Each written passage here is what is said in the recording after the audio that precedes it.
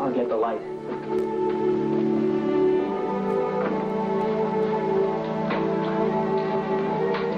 I wish you could be here when I meet him.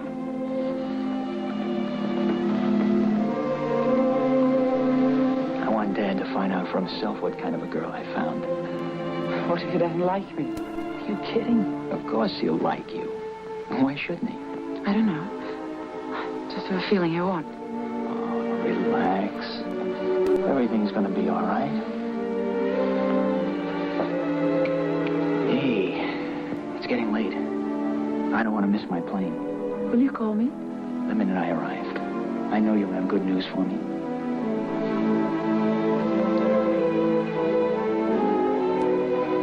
Goodbye. Goodbye.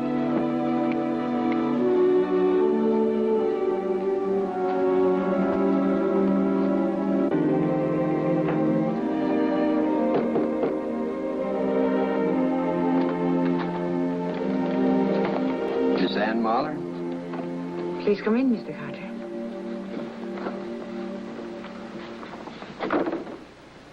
I'm very glad to meet you, Mr. Carter. May I take your hat and coat? Oh, that won't be necessary. I'll only stay a minute. Please, Mr. Carter. Won't you sit down?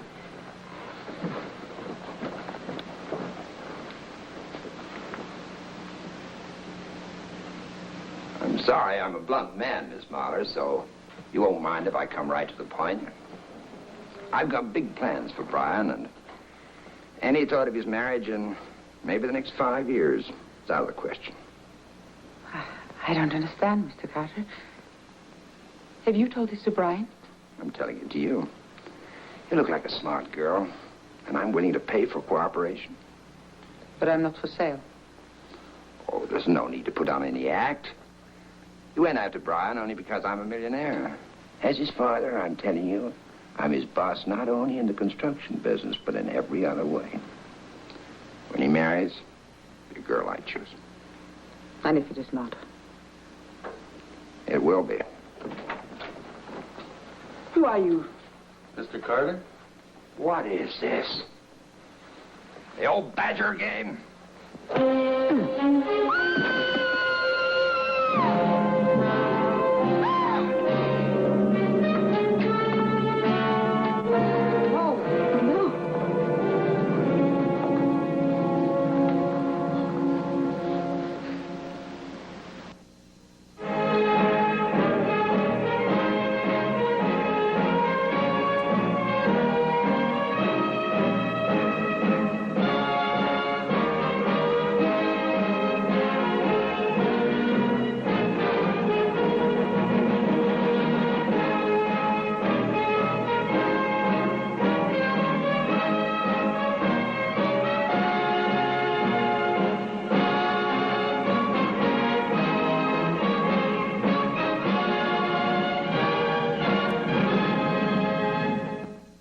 On my way back to my office when a young man stopped me, introducing himself as Ace Reynolds, the Tribune's top crime reporter.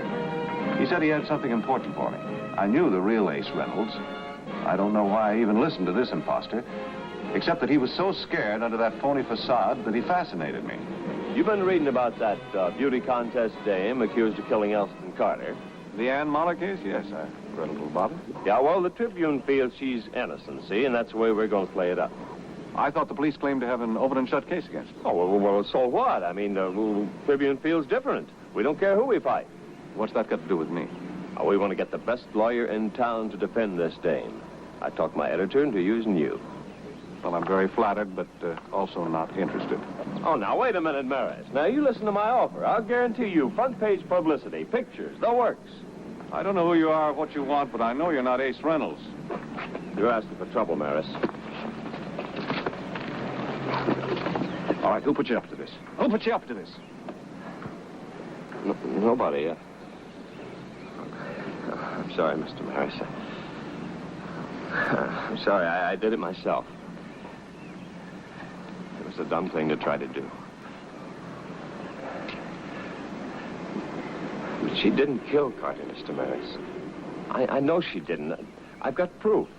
Then you don't need any help from me. Why don't you go to the police? No, it's not that kind of proof. If you just give me 10 minutes of your time, Mr. Maris, to explain, just 10 minutes, well, maybe I could do a favor for you on the Tribune sometime. Now, we're not going to start that again. No, I really do work for the Tribune. As a copy boy. What's your name? Biff Collier. All right, Biff. Just 10 minutes. Tomorrow morning in my office. Well, Anne had a real tough childhood. She grew up in Europe. She wanted to become an artist. But then right after the war, her father ran into trouble and was killed. She escaped to Vienna. She was in a sanitarium for months because of the shock of having seen her father murdered. She entered the beauty contest because it meant a chance to come to this country. I'm sure she had a hard life, Biff, but what's all that got to do with the case against her? A girl who's been through so much that she can't bear the thought of violence, how could she be capable of murder? According to what I've read, her fiancé believes that she had enough provocation. Elston Carter wasn't exactly infused with the milk of human kindness. That's the point. I checked on him in our files. He's ruined dozens of people. He had hundreds of enemies. Why don't the police check on that? Why the personal interest in the girl, Biff? What's that supposed to mean? You're in love with Ann Muller, aren't you?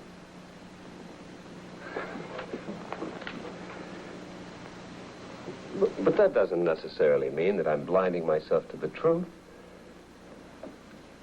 I know Anne. I know she's not capable of murder. Why don't you leave that up to the police? If there's any doubt as to her guilt... Where she came from. If you're arrested, you're automatically guilty. Don't you see, I'm afraid that she's going to feel that it's hopeless to try to fight. I'll be in touch with you, Biff.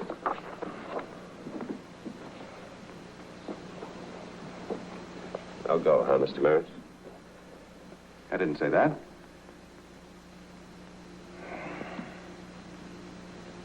Let me talk to her. Gee, thanks, Mr. Maris. Thank you very much.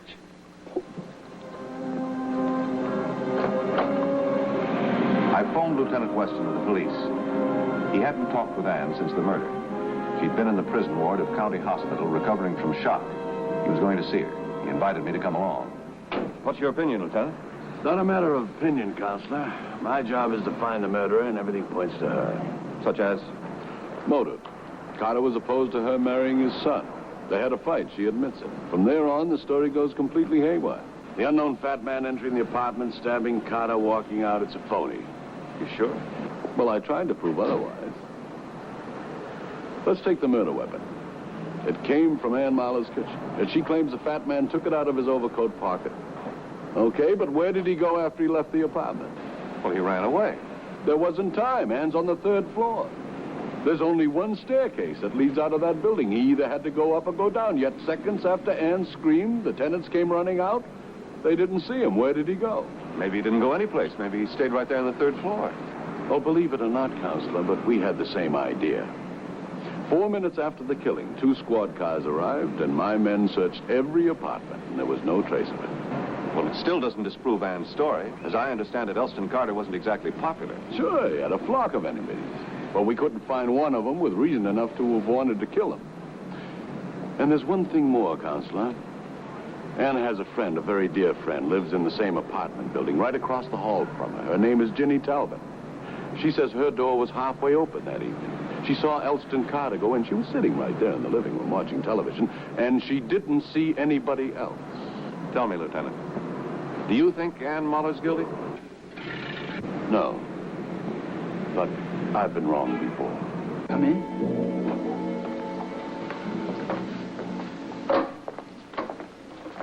I'm certainly very glad to have your help, Mr. Morris. Well, I really don't know yet if there's anything I can do. I'd like to talk to Miss Muller. Of course. I suppose you'd like to speak to her alone? That's right. I'll see you tomorrow, darling. Don't be afraid.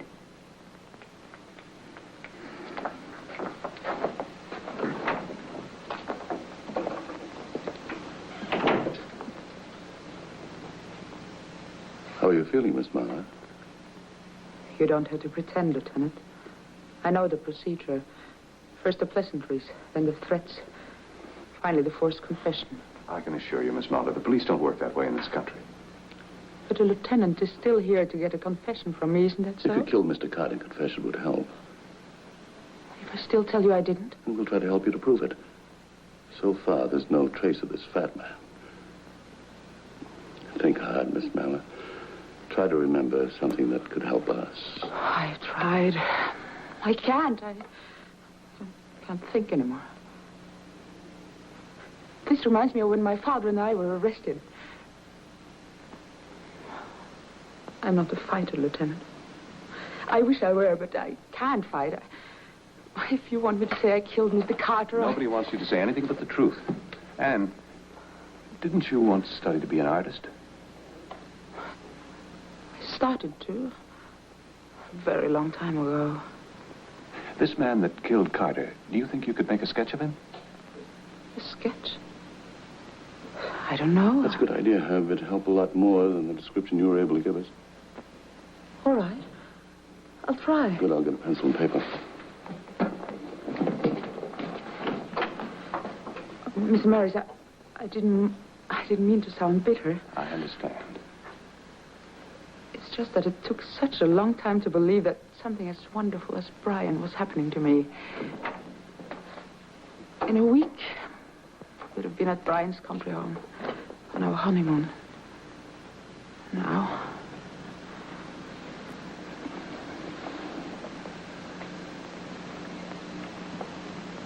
Thank you.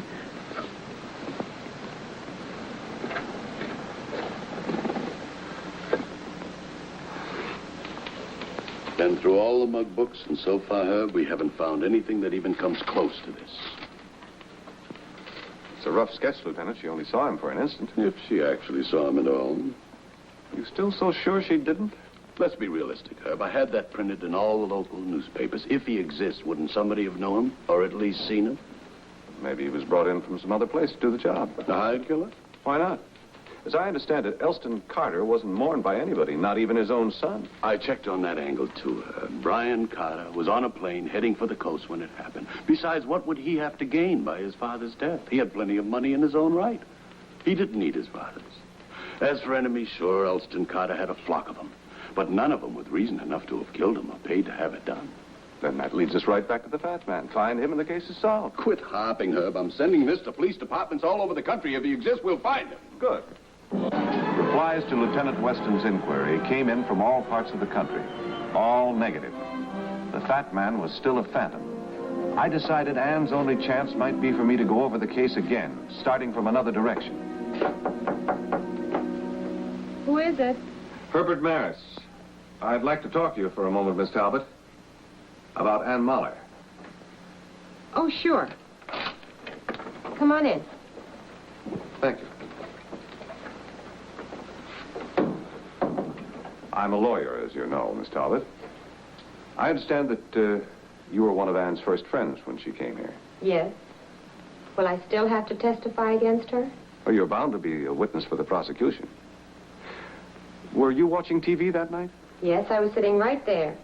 And when the door is open, you can look right into Anne's apartment. That's how come I saw Mr. Carter go in. You usually keep your door open at night? Oh, sure, all the time. It's the only way you can get in the air in this joint. I can't stand the heat. Was it as warm that night as it is today? The night of the murder? Yeah, just about. I noticed your door was closed when I got here tonight. Oh, well, I guess the breeze must have slammed it shut. Can I get you a drink or something, Mr. Maris? No, thanks. Did the police search everything? They sure did. See, that's why it's so hot in here. You got this alley. Did they check the fire escape? They checked everything. I see.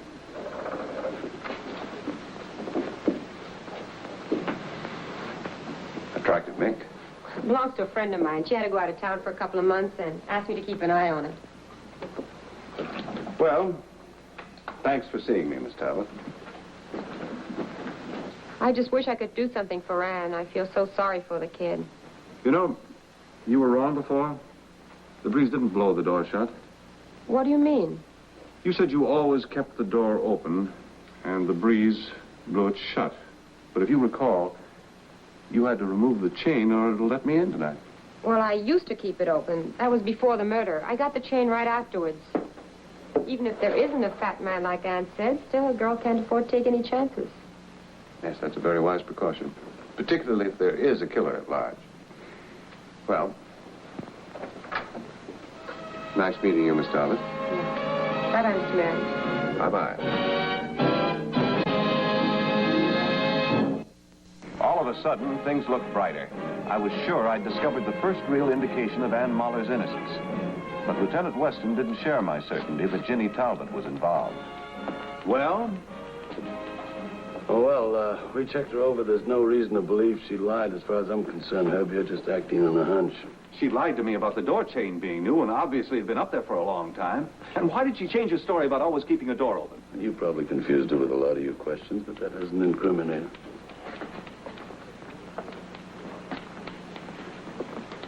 How soon after your men got there did they check Jenny's apartment? About 5 minutes afterwards. Which would have given the murderer plenty of time to get away. Did your men consider the fact he might have gone down the fire escape? With Ginny's cooperation, he could have been safely off the street in 1 minute flat. That's pretty close, Herb. But I checked on it myself.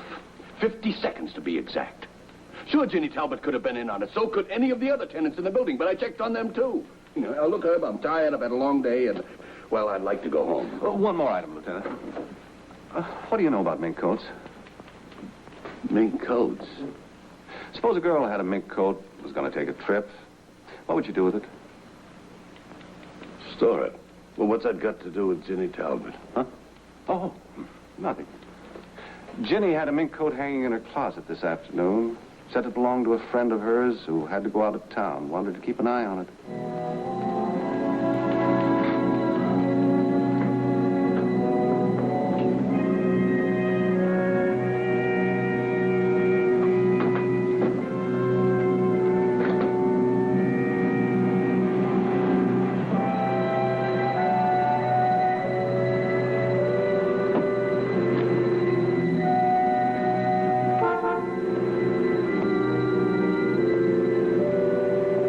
Your office told me I'd find you here. Listen, anytime you want to join the force, I'll give you a good recommendation.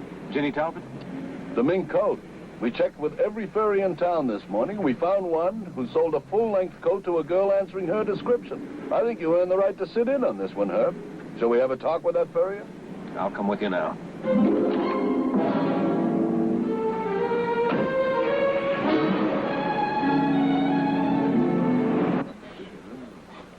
Herb, you know a person who snaps his fingers when he's nervous? Brian? I don't know how common a mannerism that is, but by itself it doesn't mean much. He was the one that stood to profit the most by his father's death. Enough to make it worth a $5,000 coat. I wouldn't say that, Herb. The kid's not rich, but he's got plenty of money of his own. I'm not talking about money. I'm talking about the desire for self-respect, to escape domination. The kid's pretty weak. His father's refusal to let him marry Anne could have been the proverbial straw. Brian didn't have the courage to do it himself. So it's logical that he's the one that hired the paid killer. Not to mention that as far as the murder knife is concerned, or the duplicate key, you wouldn't have any trouble getting them. Where are you going? What do you think?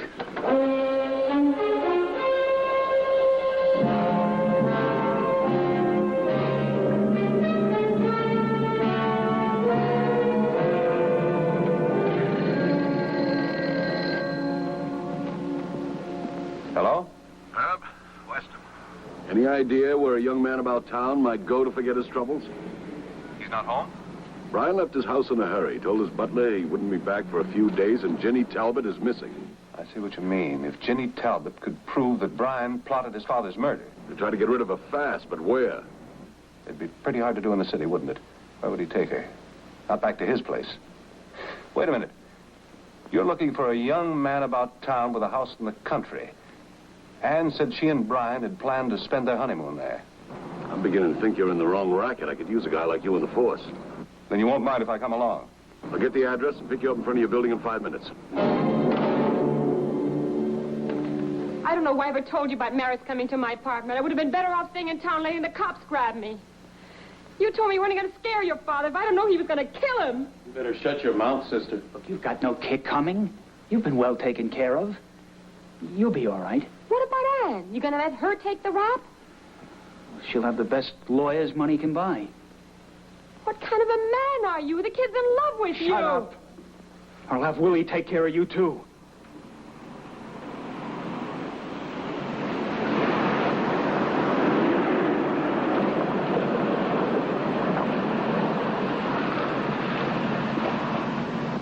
Those two guys, who are they?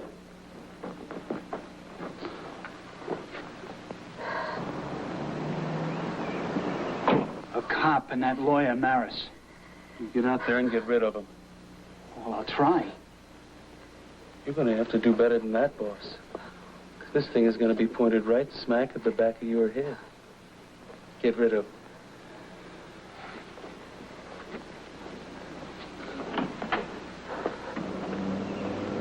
Hey, what brings you two up here? We've got a new angle on your father's murder, Brian. We'd like to tell you about it. Well, I was just leaving. Suppose I meet you in town. Suppose we talk about it right here and now. Where's Ginny Talbot?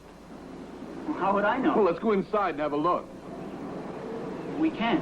Why?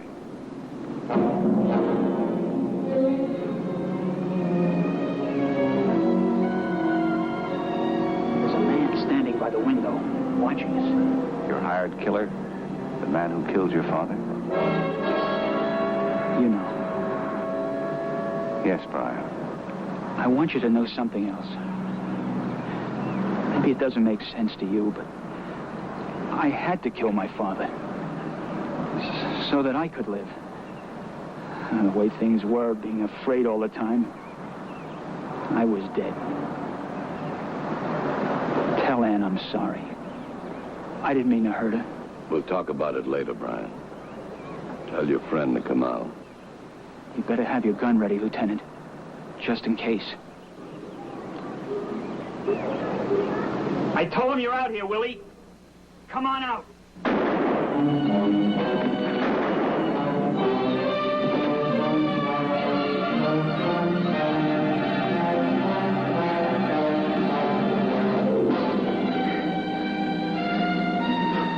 All right, Willie, get up. You're not hurt that bad.